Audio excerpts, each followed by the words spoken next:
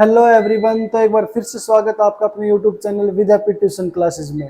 तो last lecture में हमने पढ़ा था न्यूटन फर्स्ट लॉ के बारे में और आज हम उससे आगे बढ़ते आ रहे हैं। फिर न्यूटन फर्स्ट लॉ के न्यूमेरिकल हमने कर लिए थे, तो आप वीडियो को ज़्यादा से ज़्यादा शेयर किया करो भाई बच्चों। और आज हम पढ़ने वाले हैं क्या, मोमेंटम के बारे में। और मोमेंटम के बारे में और उसके बाद हम पढ़ेंगे न्यूटन से। मोमेंटम का छोटा सा पार्ट है, उसके बाद हम न्यूटन सेकंड लॉ के बारे में पढ़ेंगे और न्यूटन सेकंड लॉ के न्यूमेरिकल्स करेंगे कुछ। तो चलिए स्टार्ट करते हैं आज का अपना लेक्चर यहां से। चलो देखो आप, मोमेंटम मोमेंटम क्या होता है। मैं कहूं किसी ऑब्जेक्ट का मोमेंटम है, वो उसका मतलब है कि किसी ऑब्जेक्ट, कोई ऑब्जेक्ट मोशन में है, मैं कहूं उसका मोमेंटम बताओ क्या होगा।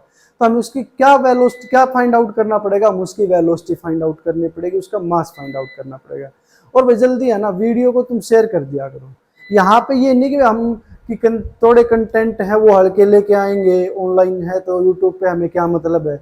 हम चाहते हैं कि हम इसलिए जल्दी से जल्दी हम ज़्यादा से ज़्यादा न्यूमेरिकल करवाते हैं तुम्हें।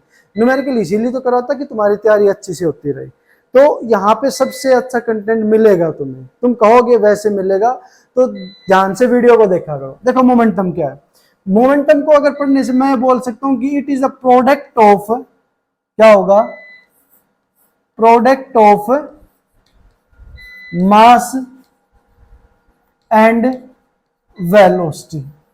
सर ये क्या हुआ, देखो कि मास और वेलोसिटी के प्रोडक्ट को हम क्या बोलते हैं, मोमेंटम। मोमेंटम को डिनोट कैसे करते हैं कि सर इसका सिंबल तो बताओ क्या होता है। मोमेंटम का सिंबल होता है हमारे पास P, और P इजिकल टू होता है प्रोडक्ट ऑफ मास और velocity, P equal to mv।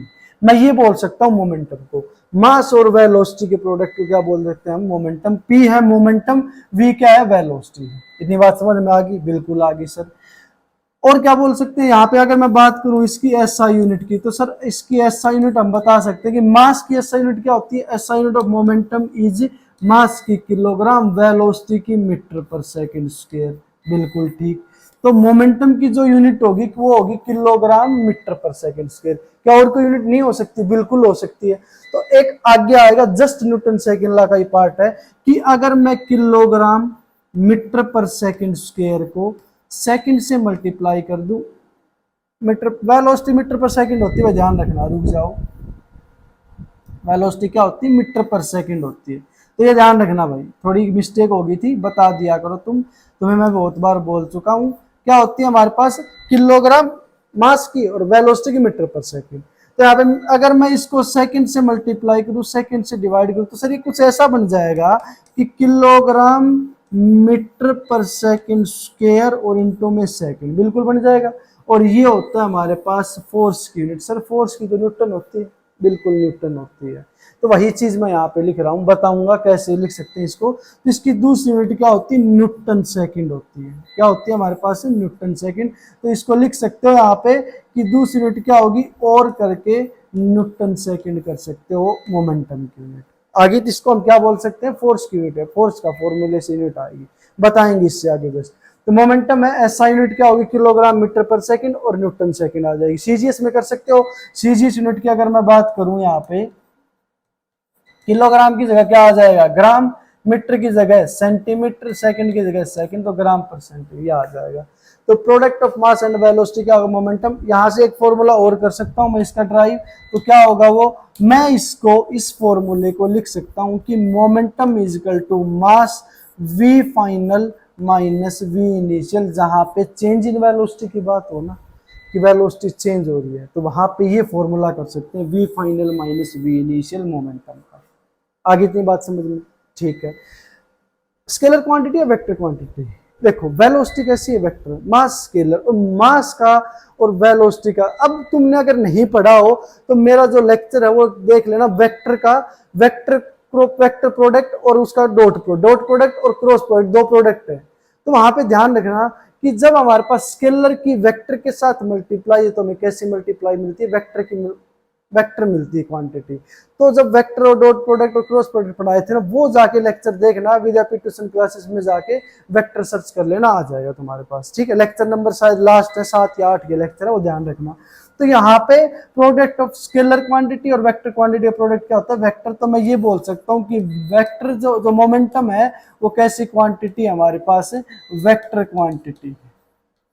जब भी कोई ऑब्जेक्ट करता है, और सर वेक्टर है तो डायरेक्शन भी तो होगी, हाँ तो डायरेक्शन भी तो किसी मास की डायरेक्शन में हो सकती नहीं, तो इसकी जो डायरेक्शन होगी वो डायरेक्शन किसकी डायरेक्शन में होगी, वेलोसिटी की डायरेक्शन में होगी। तो जो इसकी डायरेक्शन आएगी, डायरेक्शन में लिख सकता हूं कि डायरेक्शन सेम एज वेलोसिटी, जो डायरेक्शन हमारे पास वेलोसिटी की है ना वही डायरेक्शन मोमेंटम की आएगी। तो ये हमारे पास यहाँ तक है। तो आगे जल्दी से स्क्रीनशॉट लो। अब करवाते हैं न्यूटन सेकंड लॉ, बहुत ज्यादा इंपॉर्टेंट है, स्क्रीनशॉट लो। ये आया। आगे क्या है हमारे पास, न्यूटन सेकंड लॉ है। और जैसे ही हम न्यूटन सेकंड लॉ सुनते हैं तो सर हमें पता ही नहीं क्या होता है, आता ही नहीं, याद ही नहीं रहता हमें। बिल्कुल रहेगा याद, अब रहने लग जाएगा। ठीक है, इतनी बात समझ में आ गई। ठीक है, तो न्यूटन सेकंड लॉ क्या है? न्यूटन सेकंड लॉ सर कि मैं बताता हूं, अगर कोई ऑब्जेक्ट है, ठीक है, उस पर हमने फोर्स लगाया तो सिंपल सी बात है वेलोसिटी चेंज होगी।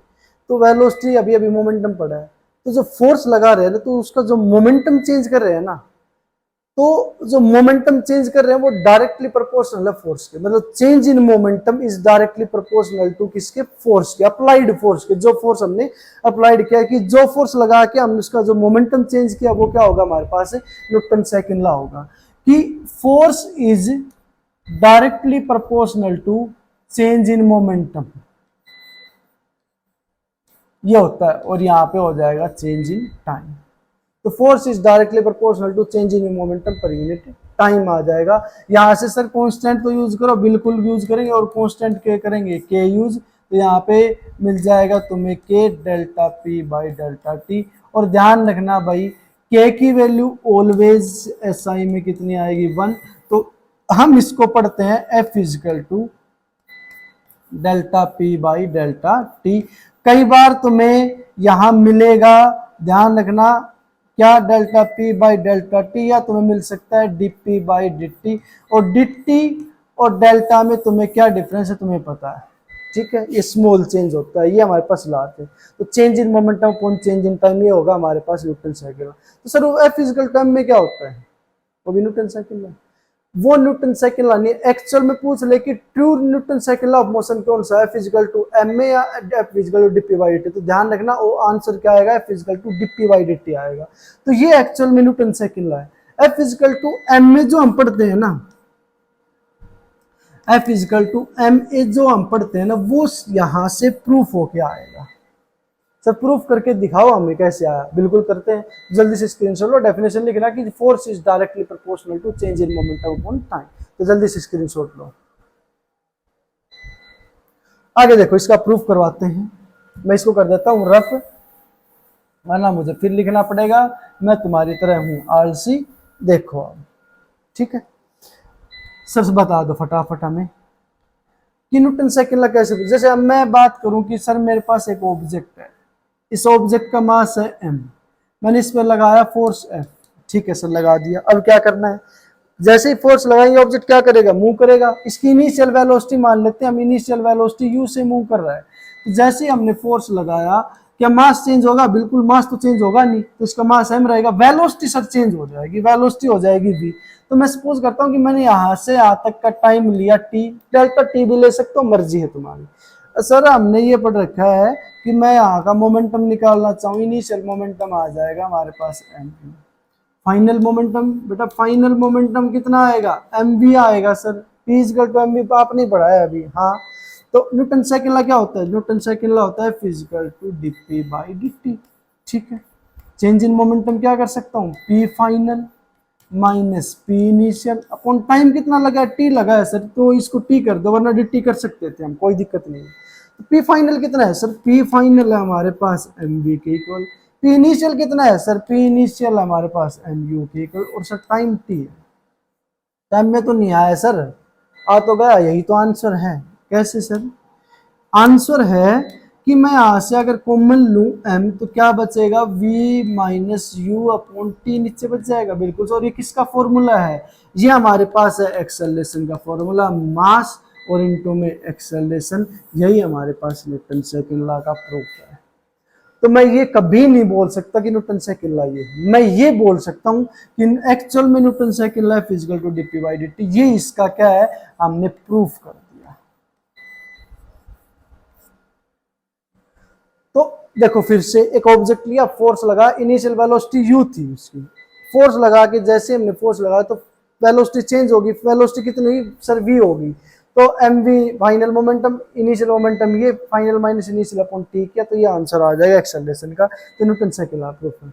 एक तो ये यूज होता है, एक और है हमारे पास डिफरेंशियल फॉर्म आती है न्यूटन सेकंड लॉ, और डिफरेंशियल फॉर्म आती है ना तो वो इंपॉर्टेंट है, उसमें कुछ चेंज इन मास का, हमने ये पढ़ा है कि मास कैसा होता है, कांस्टेंट होता है, मास कांस्टेंट नहीं होता, कुछ कंडीशन में चेंज होता है, वही कंसेप्ट अब हम यहाँ पे करवाएंगे। तो इसका जल्दी से स्क्रीनशॉट ले लो, ठीक है, हो गया, हाँ सर हो गया। अगर मैं यहाँ से इसकी डिफरेंशियल फॉर्म करवाना चाहूँ तो देखो क्या हो गया रे,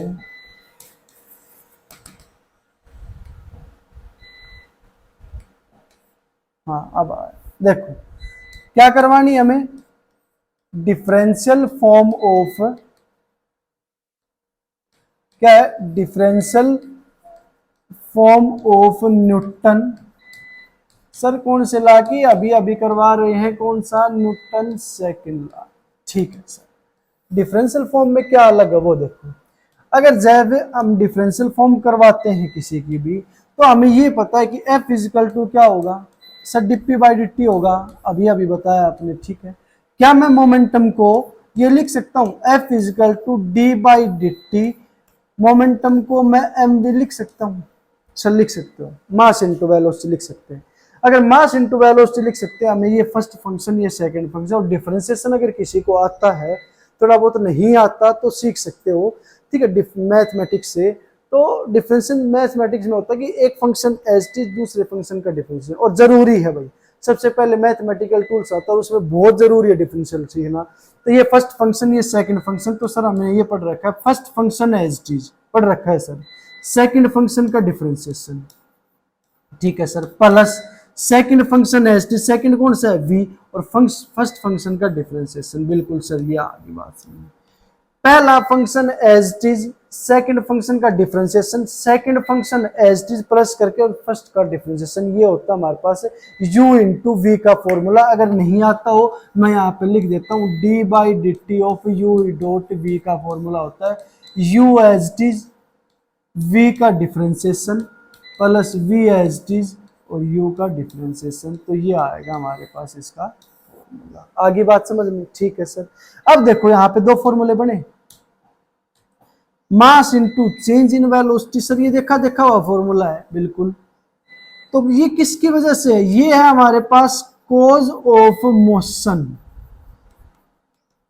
किसकी वजह से है, due to change in velocity की वजह से। सर अभी अभी आपने बताया था फिजिकल टू एम में पढ़ाया था, यही तो था वो, change in velocity final minus initial, yes sir आगे बात समझ में। तो जो कॉज ऑफ मोशन यहाँ पे क्या है, due to change in velocity की वजह से हो रहा है।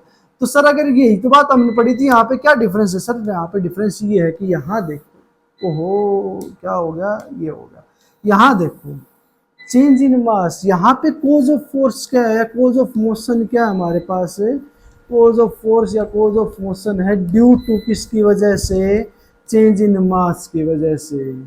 आई सर मास तो कांस्टेंट होता है, मास कांस्टेंट नहीं होता, कुछ कंडीशन में, लगभग कंडीशन में ना कांस्टेंट मान के चलेंगे, कोई एक दो टॉपिक है जिनमें हम कांस्टेंट नहीं मान के चलेंगे। जैसे कोई रॉकेट है हमारे पास, तो रॉकेट का अगर मास हम मान लूँ मैं, तो रॉकेट ऊपर जाएगा तो मास चेंज नहीं होगा सर, नहीं होगा, होगा चेंज, उसका फ्यूल धीरे धीरे धीरे धीरे खत्म होगा तो मास क्या होता जाएगा, चेंज होता जाएगा। तो वो कंसेप्ट थोड़ा सा है, उसको हम बाद में पढ़ाएंगे। तो ध्यान रखना कि न्यूटन सेकंड लॉ एप्लीकेबल एक तो इसके लिए, एफ इक्वल टू ये हम पढ़ते हैं 99% में, ये पढ़ते हैं हम, 1% में क्या आता है ये हम यूज कर लेते हैं रॉकेट की प्रॉब्लम में, आइंस्टीन मास रिलेटिविटी इक्वेशन थी उसमें था।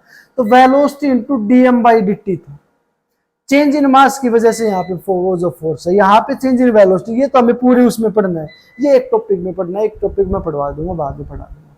तो cause of motion due to change in motion, तो यहाँ पे due to change in mass आएगा भाई, due to change change due to change in mass की। तो कॉज ऑफ मोशन किसकी वजह से, मास के चेंज की होने की वजह से, और यहाँ पे किसकी वजह से, वेलोसिटी के चेंज होने की वजह से। ये डिफरेंशियल फॉर्म है न्यूटन सेकंड लॉ की। तो दोनों फॉर्म ध्यान रखना है, फिजिकल टू एम वाले भी, वो जो फोर्स वाले भी, और डिफरेंशियल फॉर्म में। तो जल्दी इसका स्क्रीनशॉट लो। हो गया स्क्रीनशॉट। तो अब आगे हम पढ़ेंगे क्या, न्यूटन सेकंड लॉ के न्यूमेरिकल। अब यहाँ एक चीज पढ़ी है तुमने, क्या हमने क्या पढ़ा है, एफ इजिकल टू एम। इसका मतलब मैं न्यूटन सेकंड लॉ में कहीं भी इक्विलिब्रियम की बात नहीं करूंगा। एक्सेलरेशन की जहां बात आई, मतलब ऑब्जेक्ट मोशन में हो सकता है, बिल्कुल मोशन में है, तो इक्विलिब्रियम में तो होगा नहीं। तो यहाँ मैं कहीं भी इक्विलिब्रियम की बात नहीं करूंगा। तो न्यूटन सेकंड लॉ हम करेंगे, उसके जो न्यूमेरिकल है वो नेक्स्ट लेक्चर में लेके आएंगे। आज के लिए इतना ही। तो वीडियो को ज्यादा से ज्यादा शेयर करते रहा करो भाई, तुम्हारा जोश भी शांत होता रहा दिख रहा है मुझे। वीडियो देखते रहो और शेयर करते रहो जिनको जरूरत है इन वीडियो की। तो +1 है, बहुत इंपॉर्टेंट है, वरना तुम 12th के बाद जाओगी तो तुम्हें फिर से +1 पढ़नी पड़ेगी। तो इससे अच्छा अभी हम पढ़ लें, ठीक है। तो वीडियो को ज्यादा से ज्यादा शेयर करते रहो और चैनल को सब्सक्राइब करो, अपने दोस्तों को भी बताओ। Thank you.